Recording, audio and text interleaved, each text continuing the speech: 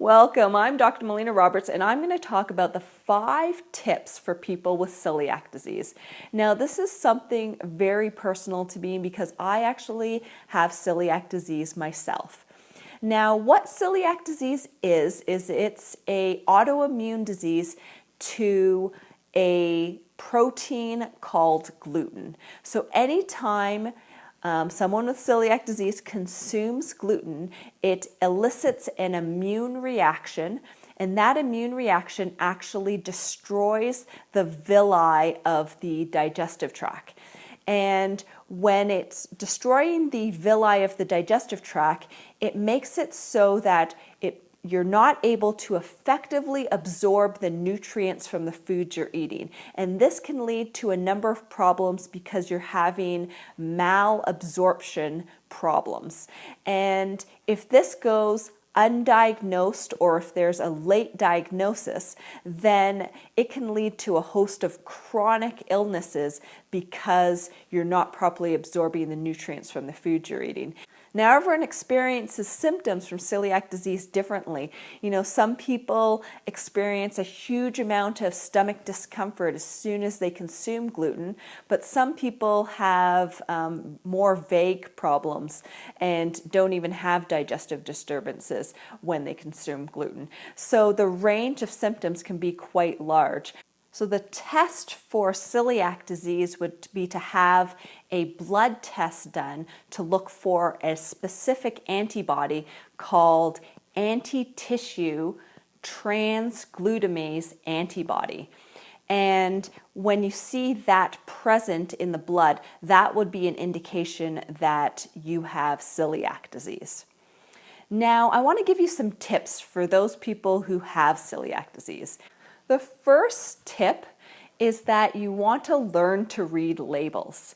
So gluten is going to show up in the typical things like cereal, bread, pasta, pastries, but you're also going to see it show up on a number of different labels, and you really need to learn what to look for. Now, when it's saying, first of all, you can look for things that say gluten-free. When it says that it's gluten-free, it's an indication that there's less than 20 parts per billion of gluten in that product. We also need to be aware of the grains that contain gluten. So the grains that contain gluten are barley, rye, wheat, spelt, and kamut. Those are the most common ones, but being aware of those gluten-containing grains are really important in terms of reading labels as well, because you want to be not just looking for wheat, but you also want to be looking for those gluten-containing grains as well.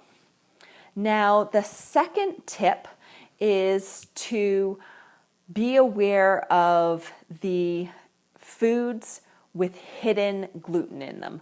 And so these are going to be like your sauces and soups and things where they use thickeners. They'll use wheat as a thickener in it. You'll see it in soy sauce. The second ingredient in soy sauce is wheat. You'll see it in candies as well, gummies, and things like Twizzlers. I think the second ingredient is wheat as well. And so you have to be really aware of, it's not just bread that you're looking for, it's not just pasta, that gluten is in a number of other products, and you need to start reading labels in order to be aware that gluten is in a number of products. And so being celiac is also making you really aware of what you're putting in your body.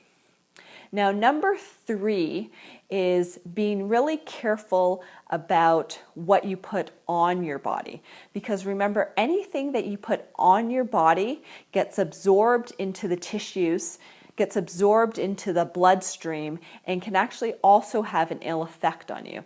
So this includes body lotions. This includes shampoo, conditioners, creams that we'll put on our face and our body, and makeup, lip balm, So these are different things that we could be putting on our body. We want to make sure that those are gluten-free, because if they contain gluten, they can also have an ill effect on our system and affect our body's ability to be able to heal.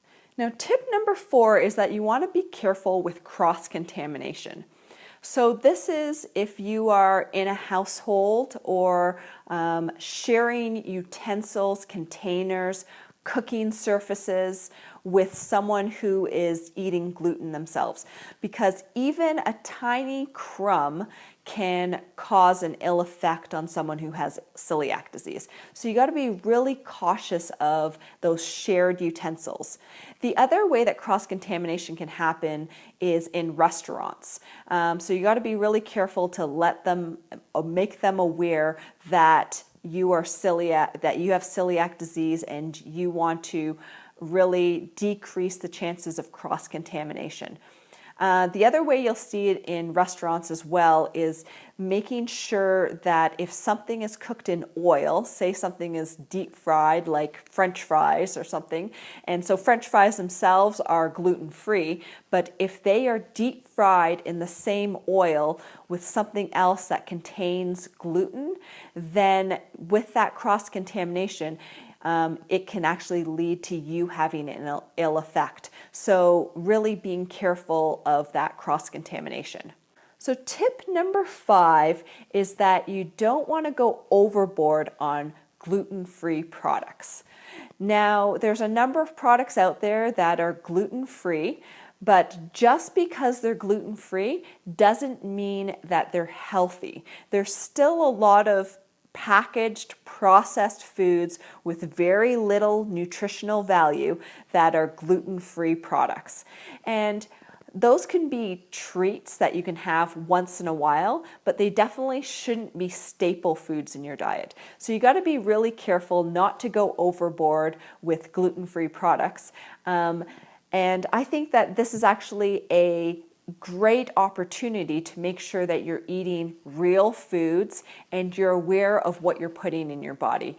So that's my advice for people who have celiac disease, and I think this is really important. Whether you have symptoms or not, you really want to make sure that you adhere to a really strict gluten-free diet, because that's the only way that you can effectively treat celiac disease, is by staying away from the gluten, that the gluten is completely out of your diet, because even a tiny crumb can have an ill effect on your body and can be affecting the function of your body. So it's really important to be staying away from it and making sure that you take all the precautions to make sure that gluten isn't entering your body.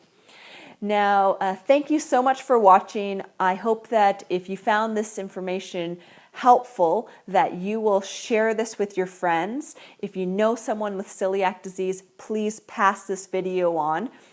And what I'd ask you to do is if you have more questions or comments, please make those questions and comments below. Press the like button, and until next time, continue to learn, grow, and build health.